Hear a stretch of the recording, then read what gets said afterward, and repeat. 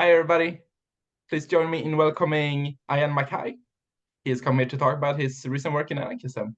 Um, he's done many things before, putting together anthologies on Kropotkin and on Proudhon. He's also the author of An Anarchist FAQ. Welcome. Um, Thank you for inviting me. Just to say that my name's Iain Mckay. I've been an anarchist since like the late 80s. I've been involved with lots of different projects over the years, and what I'm going to do today is basically we go through what I've done and give it context and explain why I've done it, and point out some things I've learned along the way, and end up showing you a couple of things I'm working on currently. One of which you'll be the first people in the world beyond my partner to see it. So hopefully it'll be worth the anticipation. So as I said, I became an anarchist like late though, about 1986, 87. Became aware of this thing called anarchism. I mean, I sort of thinking about politics and thinking about life in general. Sort of realised, sort of thinking about, sort of coming from working class area in Glasgow. Sort of realising how little power people had. Sort of how bad things could be. And sort of I was reading sort of Michael Moorcock, the science fiction fantasy writer, and Nesta Markno appeared a few times in some of his works, and he did a review of Michael Mallett's book on Nesta Markno and the Russian Civil War, which made me think, oh, okay, that sounds interesting. This chimed with me. So went to the public library, found the anarchist section, started reading, and I thought, wow, this is what I think. And then sort of tried to read more. Got Berkman's ABC of Anarchism, Bakunin's God and the State. Eventually managed to get in touch with Freedom, who pointed me to the Radical Bookshop in Glasgow. Started reading more, got involved in Resurrection, the local anarchist group. I had absolutely no idea that anarchism has such a strong history in Glasgow, going back to the 1890s. And when it's died out elsewhere in Britain, there's usually been an anarchist group in Glasgow keeping the flag flying. And when I joined the movement, the group had basically exhausted itself during the miners' strike, and so we created a new one and started the campaigning. We started working, sort of doing the things anarchist groups do. And so luckily, I managed to get to university, so I had access to more books, organised, sort of anarchist bookstalls and so forth. And that caused the local SWP, Socialist Workers' Party, which is sort of Neo Trotsky's group, the equivalent of ISO, International Socialist Organization in America. That's their father parent organization. And so they organized a meeting about anarchism, and I went in feeling like comradely disagreement, and came out hating the bastards because they just lied and lied and lied. And I was just sort of going, this is unbelievable. This is just like ridiculously. This is just like, I cannot believe what I'm hearing. We did a similar thing about the Greens, trying to portray them all as like, Luddites and, and Malthusians seeking to sort of destroy like, vast swathes of the population. It's just like, Wah! so, so I learned that an important lesson reading, going to these meetings and reading Trotsky's articles and pamphlets and so forth, is like never trust a word anybody says, particularly if they're Marxists, because it's just staggering the dishonesty. I remember once I was reading Chris Harman's book on how the revolution was lost, and it said like, in passing, it said, and leading Mensheviks supported the whites, or supported the counter-revolution. And then a footnote, and it referenced Israel Gretzler's book about Martov, the Menshevik leader. And I said to myself before I went to get the book out of the library, I said to myself, and I bet on the same page that guy says, and they were expelled from the party. And open the book. On the same page he references, and they were expelled from the party, which he failed to mention. And you just go like, yeah, that is just disgraceful. And so that sort of experience made me very, very aware of the need to check references. Check what people are saying. If something sounds wrong, don't take anybody for the word. Look, find the research, find the reference. And you'll be just surprised how often that the reference doesn't support what they say or often contradicts what they say. And so that's an important lesson, which I would urge everybody to. I love footnotes and endnotes. I try to make sure all the endnotes are footnotes because if they're at the back of the book, harder to check. But you need to reference things, and you need to. That's why I often quote things more so than I should do, probably, because I just want to show that this is what this person said. This is what the fact is. Because too often I've read things which allegedly summarize somebody's viewpoint or allegedly summarizes something that's in a book, and when you go and look for it, it's not there. And often it's a case of I mean, it's more recent, but I was in a bookshop and I was flicking through a Marxist book about anarchism, and it had and it had a thing in it saying, and anarchists believe you had to destroy the state before you destroy capitalism, and it had a reference, it had an end note indicating. I thought, finally, I'll find out which anarchist says this, because I've never came across an anarchist who's actually said that. Marxists have said it, but I've never seen an anarchist say it. Now it's got a reference. I'll find out which anarchist said that. And I went back to the book, looked up the reference, and it said that. And the well-known anarchist who said this was Friedrich Engels. So he had a Marxist quoting a Marxist on anarchism, and it's just like, that's not good enough. Sorry, he's just regurgitated. So my early experiences were very much a case of recognizing that you have to check things. You have to sort of give people the means to check things, and also check things yourself. And when you do come across somebody who knows what we're talking about, then it's hallelujah time, because we can basically say, I can rely on these people. Like I mentioned before we started, Caroline Kamm's book on Peter Kropotkin, which is an excellent book, and I would recommend you all to read that, because that is part of the reason why I did the Kropotkin Anthology, Direct Action Against Capital. And so it's a case of, just because it's in a book doesn't mean it's true. And you really have to, do the research, check things. Sometimes it's difficult, but you have to do so, because there's so many dishonest people out there. It's just really, really frustrating. And it's across the spectrum, but you'd like to think that left-wingers, socialists would be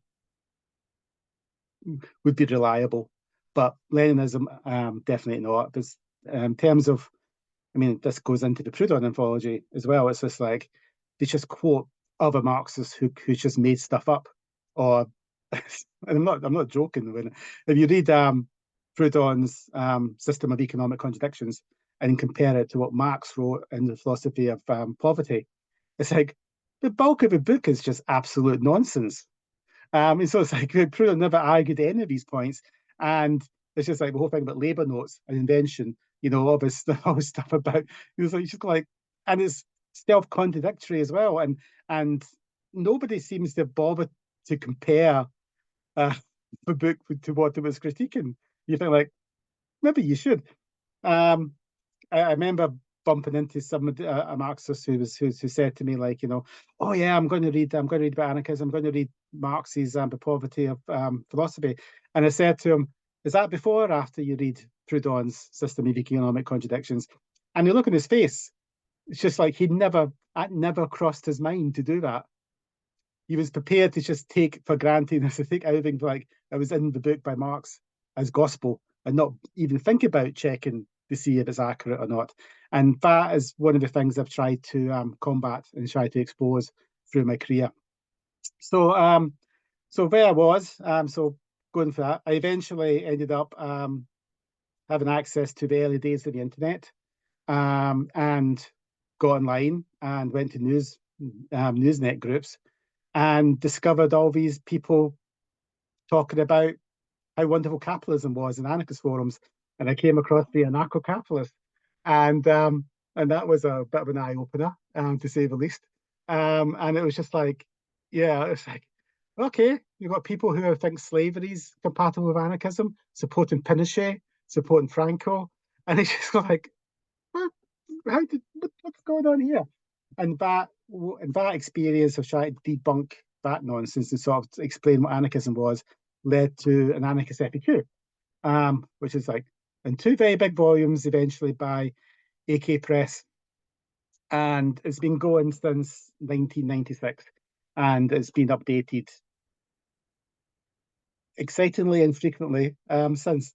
Last time I did it was February this year. So anyway, that was provoked by think this year was going to be quite small and just concentrate on explaining anarchism and debunking some aspects of like anarcho-capitalism or proprietarianism or private statism or whatever better word. And but it grew, and we eventually decided, the group who were working on it, to make it an anarchist one.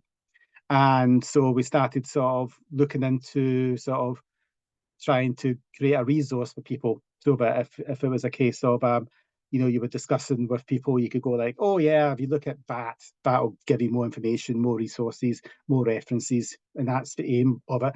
Partly to do sort of say, well, this is what anarchism is historically, this is why anarcho-capitalism is just a contradiction in terms, and this is what anarchists think about numerous things. That involved talking about capitalist economics and the economic system, which in turn basically meant I had to start reading anarchist works on the economy.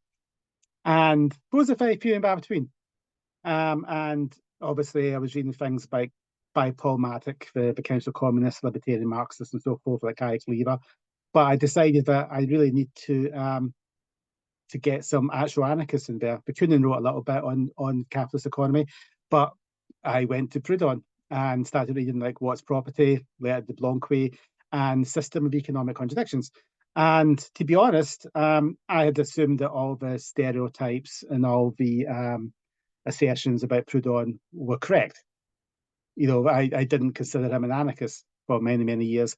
But that was because I didn't read anything by him.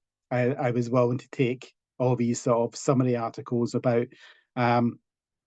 what he stood for or what his ideas were, and took him for granted. Oh yeah, people wouldn't lie. And then sort of reading Proudhon, it was like, this is completely different from what I anticipated. It's like a case of this guy, is not this bumbling fool which the Marxists portray him as. He's not sort of a fixated person who's on craft artisan production, peasant farming. He's far more about this. He's got a good critique of division of labour, capitalism, sort of the nature of a capitalist economy, wage labour, and so forth.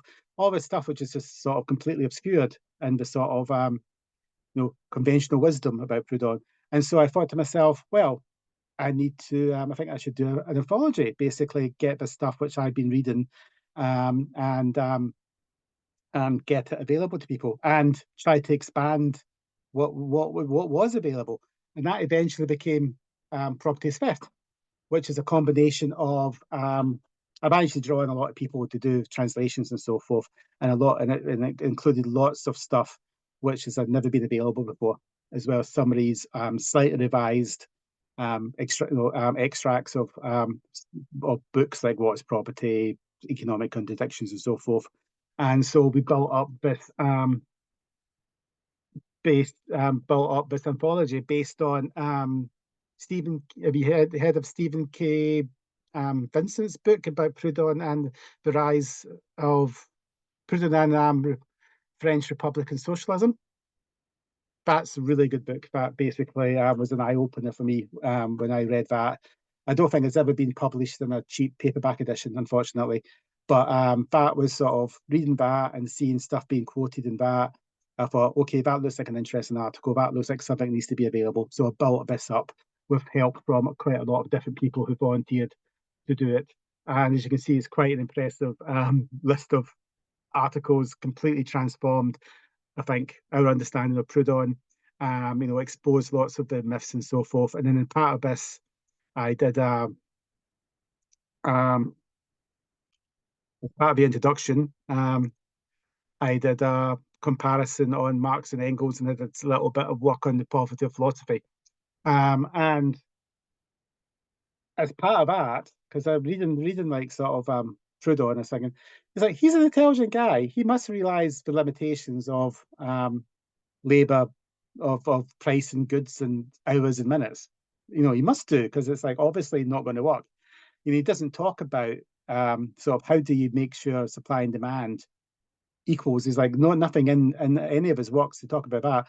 So I decided to sort of delve into that a bit more, and then I sort of realised that he was never actually an advocate of labour notes. In fact, he actually wanted things to be sort of sold in francs, and he was quite clear about it. And it was sort of his whole idea was bills of exchange. And so I went and wrote an article for Anarchist Studies, basically showing, that Marx made up a lot of the stuff of what he wrote against Proudhon. Sometimes explicitly, he made up quotes. He literally made up quotes and put them in his book.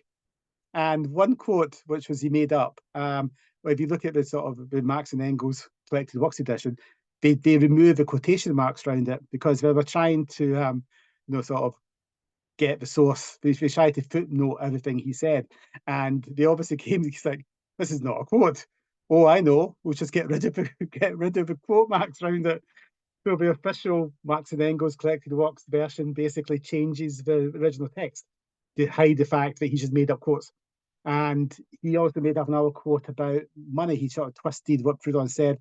Ironically enough, like the next page, he actually quotes from the passage he twisted accurately. So it's all that stuff's going on. And it's just like quite disgraceful. So that was Proudhon. That was the motivation for doing Property is Theft. Basically, doing the FAQ, realizing that there's more to Proudhon than the stereotypes. But he's actually like, there was a reason he was the one of the most famous socialists in France during his lifetime. And hopefully I've shown that that's why that's the case. Don't get me wrong. He was a very flawed individual. He was a sexist prat.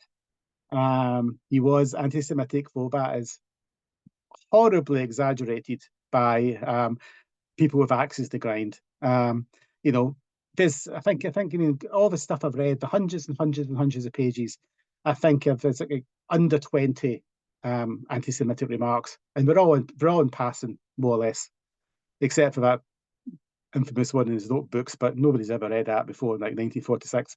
But it's like he was a bigot, but it's exaggerated. He was a sexist. That's not exaggerated. He really was a patriarchal, misogynist prick, and it is a little bit strange. It's like looking at it's like you're an intelligent guy. How come you couldn't challenge that? How come you couldn't see that free association of equals applies within the family as well? Like, why? What was the blinkers? Still haven't come to. I still don't understand it. Very much a man of the people, and both the positive and the negative senses of the word. And you have to bear in mind, of course, that his views were sadly very common in working class areas in France at the time. No, it's not to excuse him, but it's just to say that he couldn't rise above his cultural background on that particular case.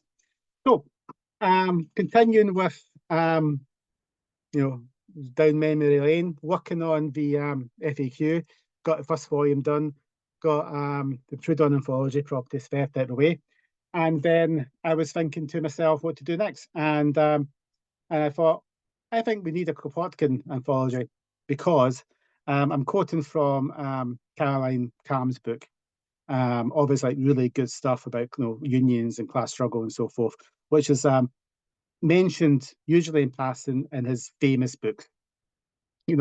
Even his introductions to anarchism, his general ones like anarchism as philosophy and ideal, things about do mention class struggle, do mention like the class war, but it's very much a case of they're not the focus.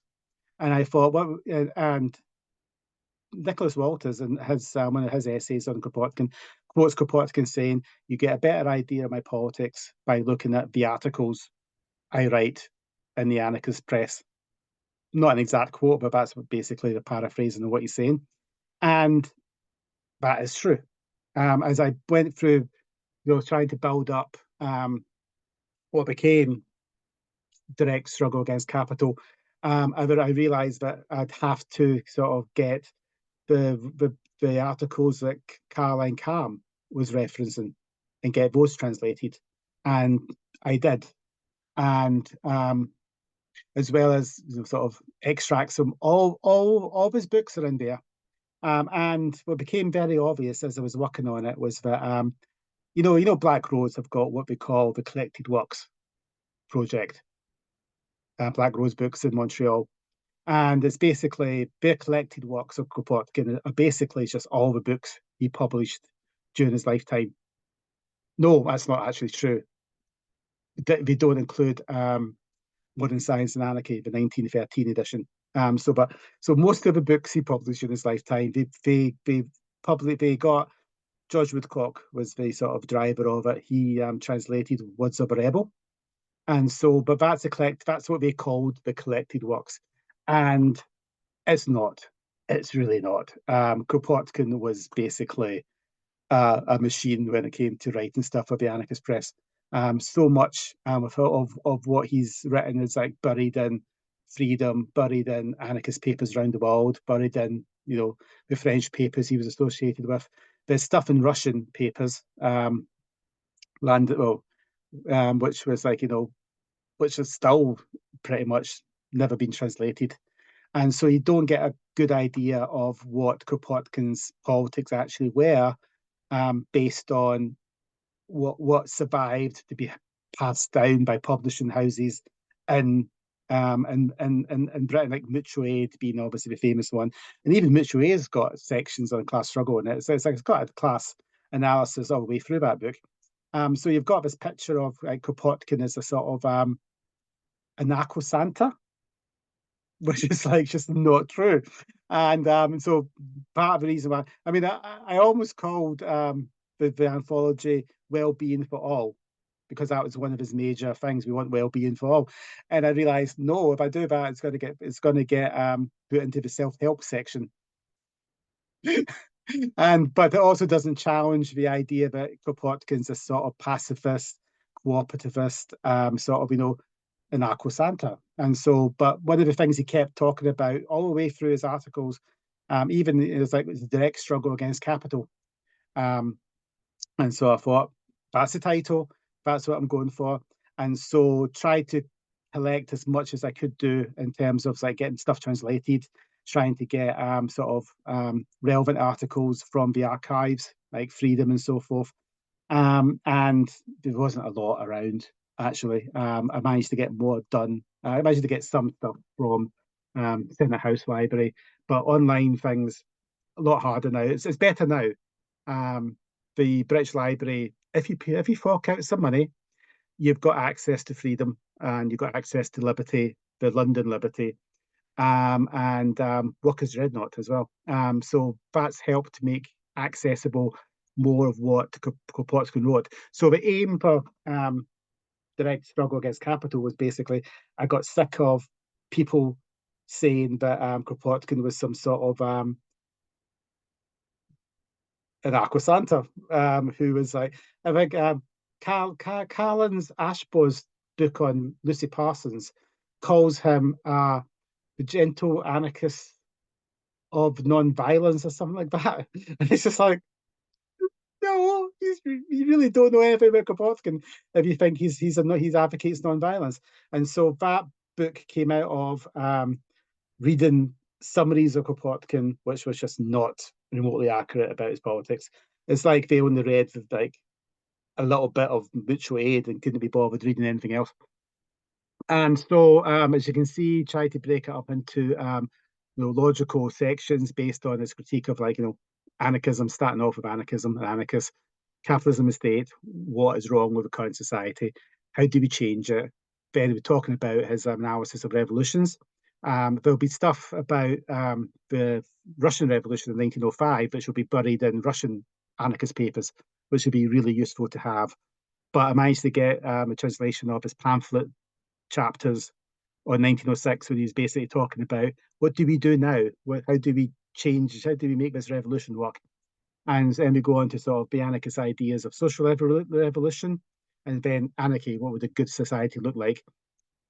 And that involved translating lots of new material, which had never been translated before, and getting stuff into out of Freedom Archives into a format, into a book where people could actually read them instead of having to sort of troll through obscure libraries. And hopefully it's sort of given a better notion of what Kropotkin's actual politics were, and challenges the whole notion that, as I say, he's an anarcho-Santa. So as part of all this work, I'm obviously going through the archives, I mean, I managed to get PDFs of all freedoms, which is very handy. And the next major thing next book I worked on was Modern Science and Anarchy by Kropotkin again. And the obvious reason for doing that was it's never been translated into English. It was published in 1913. Parts of it has been, and I thought to myself, well, it should be translated because it's like, it's essentially it's his final word on the subject.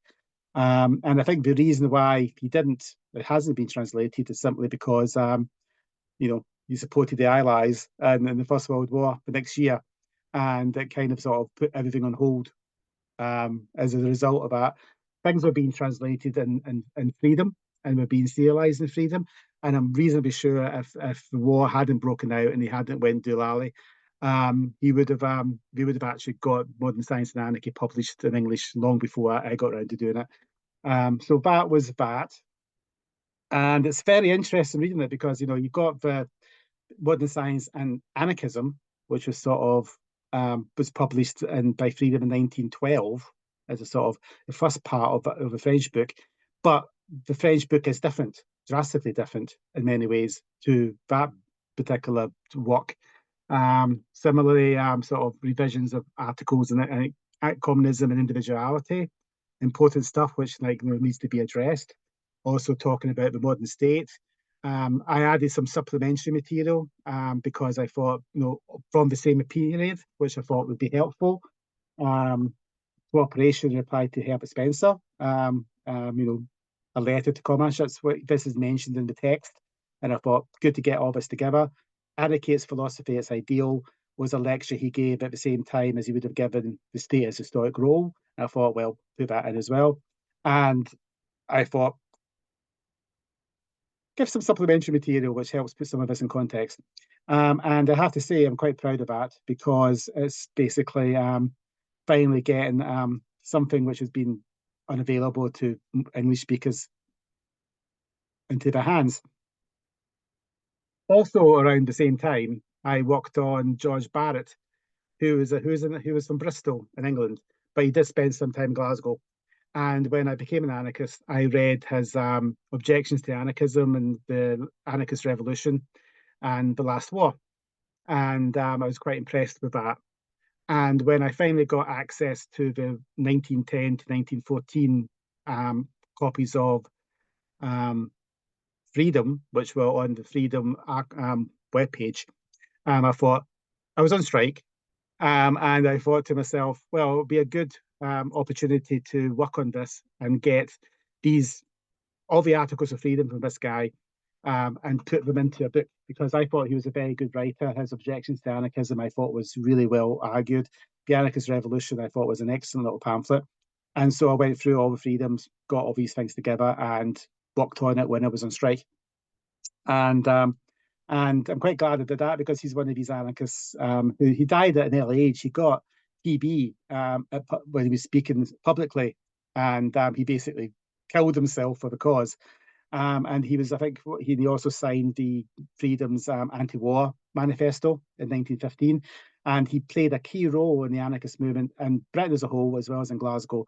And he'd basically been reduced to being mentioned a few times, and this pamphlet's being reprinted occasionally. And I thought Freedom were up for the idea, and I did that as a sort of something to keep me busy when I was striking. And I'm quite proud of that one because, as I say, he's a forgotten anarchist, and well, quasi-forgotten anarchists, and it's nice to get this stuff available to modern anarchists because I think he was a good writer, and his arguments, objections to anarchism and anarchist revolution are very persuasive, in my opinion.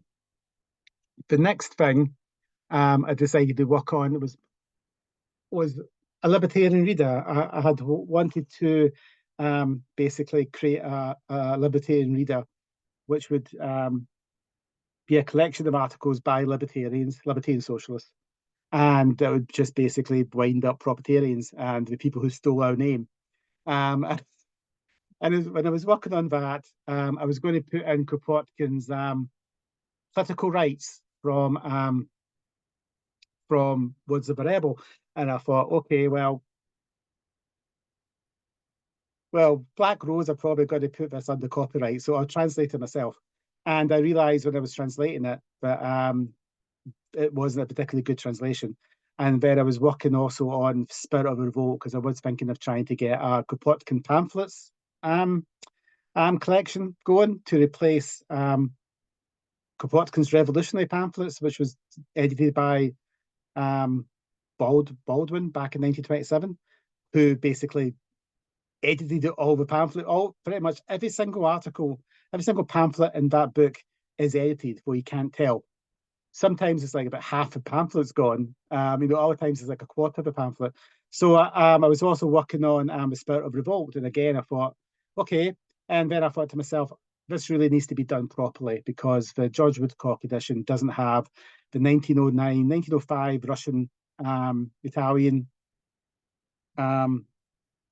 preface, doesn't have the 1919 Russian afterword. It doesn't have, it's missing chunks. It's not a very particularly good translation. It's also missing stuff. So I thought I'll work on it and get it done properly. And so my motivation was that. But I also wanted to put in, and I think this is a problem with both The Conquest of Bread and The Woods of the Rebel, is that you've got your critique and you've got your sort of, this is what we'll do in the revolution, and this is why we're going to do it in the revolution, this is what the future world we want to create. But there's nothing in it to discuss about how do you get there? How do you get from A to B? And so I put in supplementary materials. Some of it's from retranslated from Direct Struggle Against Capital, but I thought I'd put in all the stuff he used to write. He wrote about the workers' movement because that puts it in context in terms of him being portrayed as a sort of idealist who doesn't really know how to get to what he wants. And if you read the anarchist press, he talks about anarchist participation in the labour movement all the time. But so I thought put that in, get a context in terms of get that gap missed in terms of what do we do to get to where we want to be. If some stage I ever do Conquest of Bread, I would do the same thing and put in sort of relevant articles which places that work in context. Around the same sort of a few years later, I decided to do an anthology on Camillo Baneri, the Italian anarchist. And that was partly because, again, I've read his essays on Kropotkin, worker worship, attractive work, and a few other things which were in Centrifuga's Press Anarchist Review. And he's obviously an important writer, an important thinker. And nothing, an anthology had been long promised. Nothing had ever been done. And I thought to myself, I'll do it. And I got as much as I could from the internet and from previous things and sort of revised it, got a few new other things done, and produced The State or Revolution, Selected Works of Camillo Baneri, simply because his writings should be better known. He's a very good thinker, very good writer, and it's a crying shame, but an anthology has never been produced. While that was going on, I was also working on a libertarian reader, trying to find texts for a collection of writings from Joseph de Jacques's famous open letter to Proudhon when he coined the term libertarian in 1857 to essentially now. And originally it was going to be one volume, then it became 2 volumes, and then it was like, because there's so many good things out there, and there's a crying shame that a lot of this stuff wasn't available in a good source. So the first one is from like up to 1896. Lots of new things. Eugene Varine for the Communard. Not very little of his stuff had been produced. Andre Leo, a feminist mutualist, who I'm particularly impressed with, but who again more or less forgotten. So trying to get Benjamin Tucker, individualist anarchists, involved in it.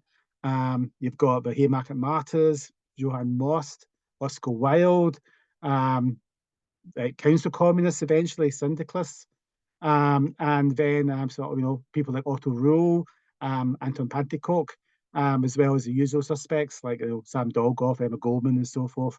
And that's a combination of just going through things I was reading and thinking, oh, that's quite good. I'll put that into the volume. So that came out. Some of what was going on, that's been ongoing for quite a while before it finally got published. So I'm quite happy with that.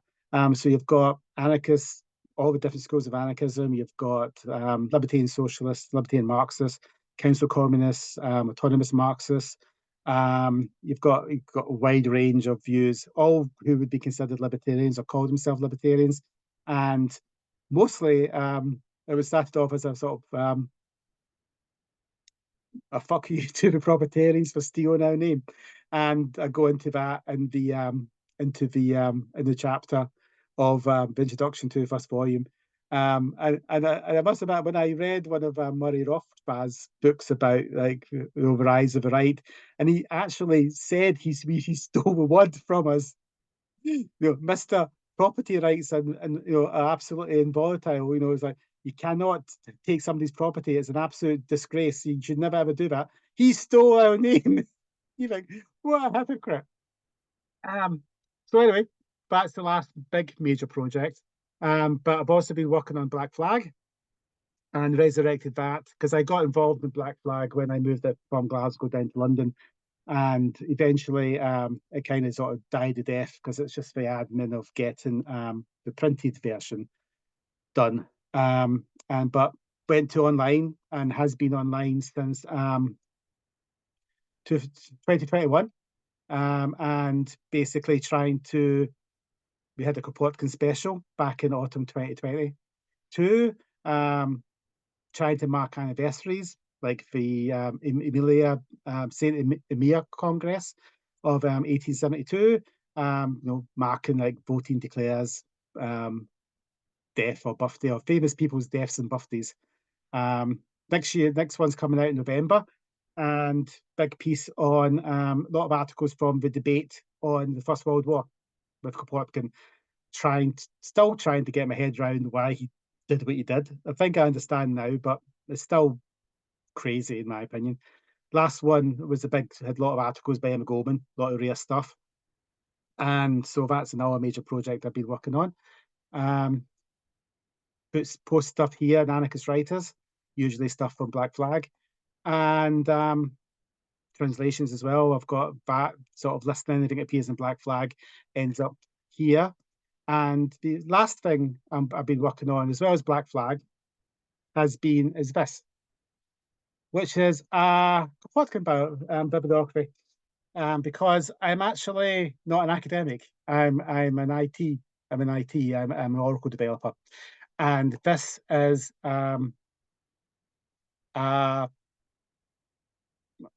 basically keeping it. I'm creating a bibliography. I got 2 articles published in Anarchist Studies, which were an incomplete bibliography, which I'd been working on when I was working on Direct Struggle Against Capital. But I realized it was getting too long and it would just take up too much space. So I got that published as Sages and Movements in Anarchist Studies. And I did a follow-up about an analysis of Le Temps Nouveau, articles into Le Temps Nouveau. And the 2022 Black Flag special edition had a supplement, which was more articles which were going on. And so this is basically allows you to search articles, all the publications by Kropotkin.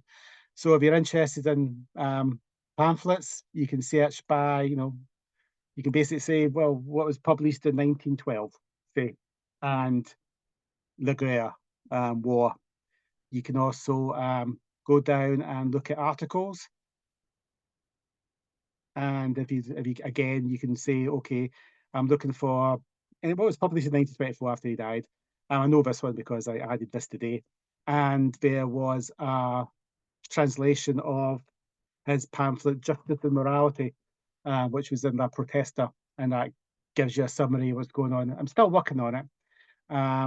And there's links, by Kropotkin with various archives on Kropotkin, so you can click on that. Spawns there.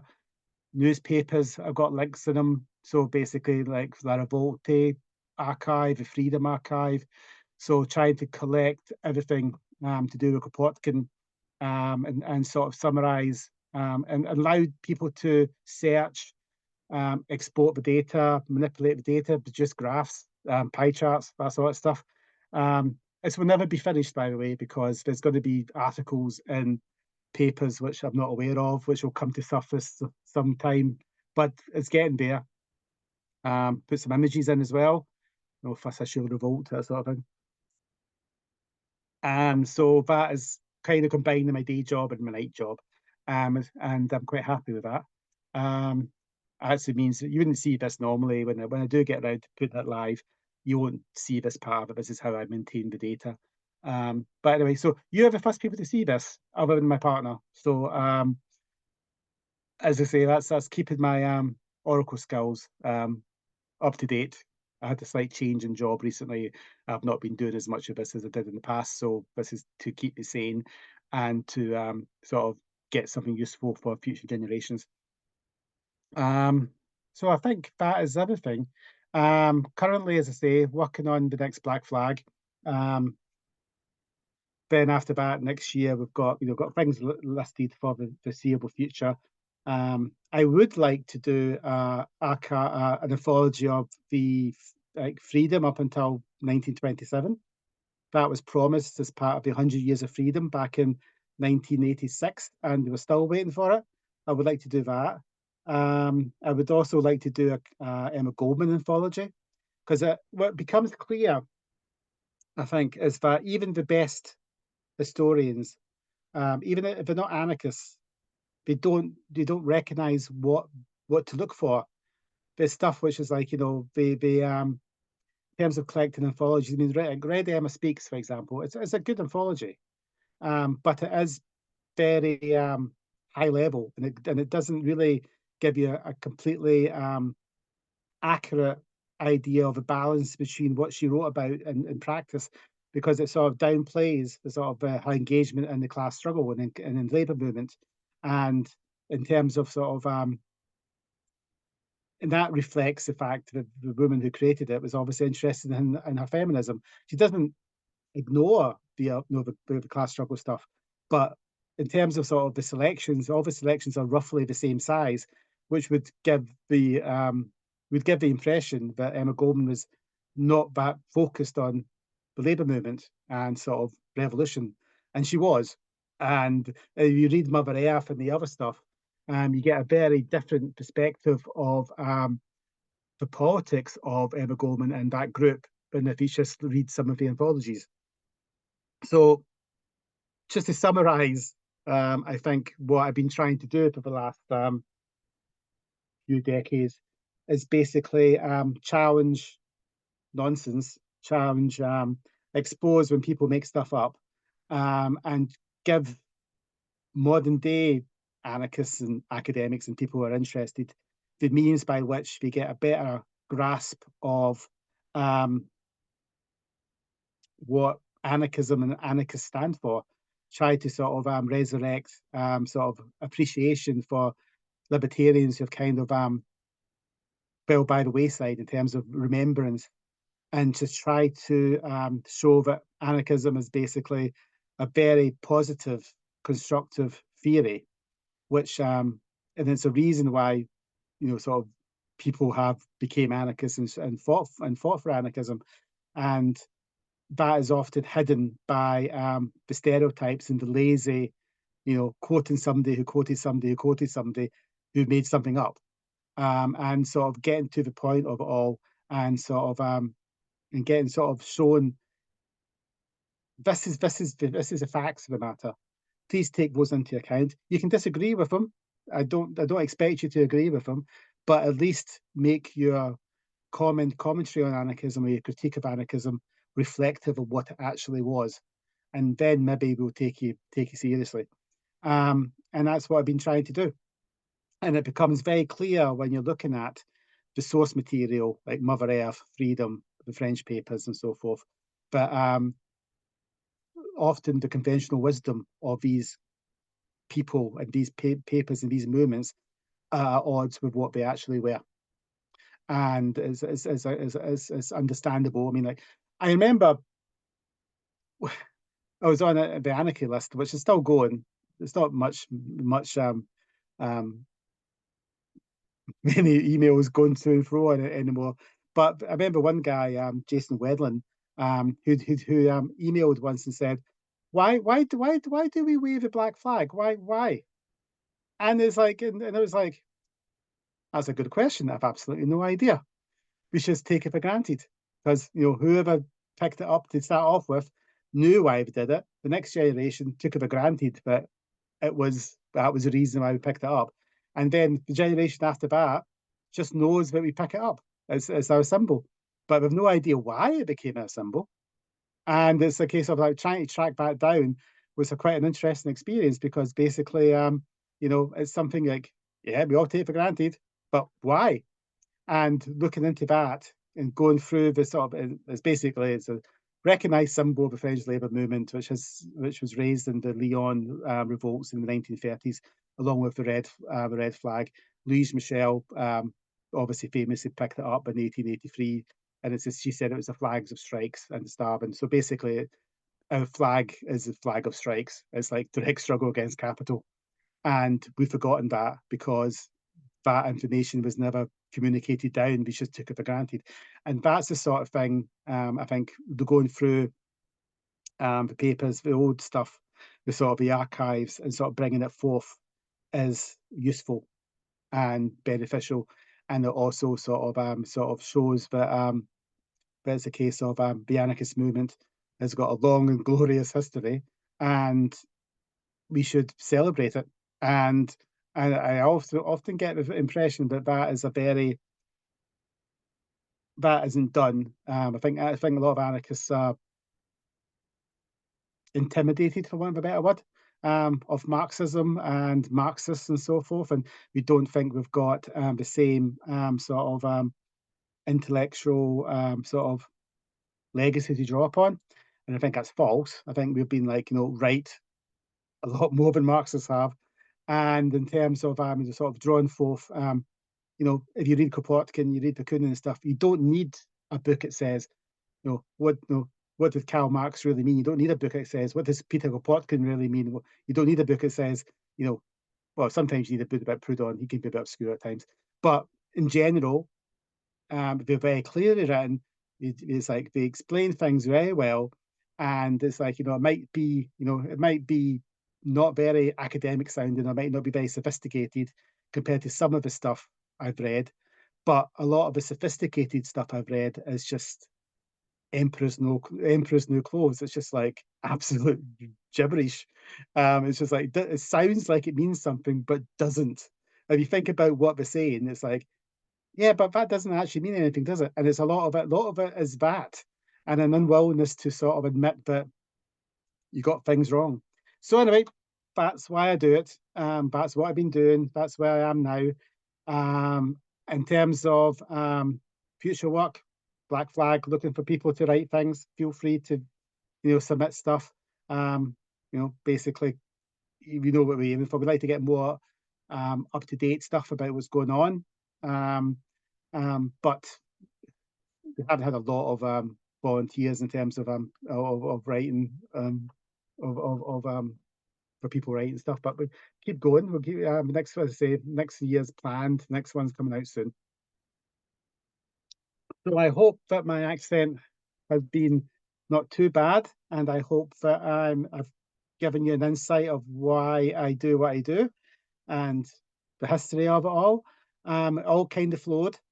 So if you have any questions, I'm more than happy to take them, or any contributions.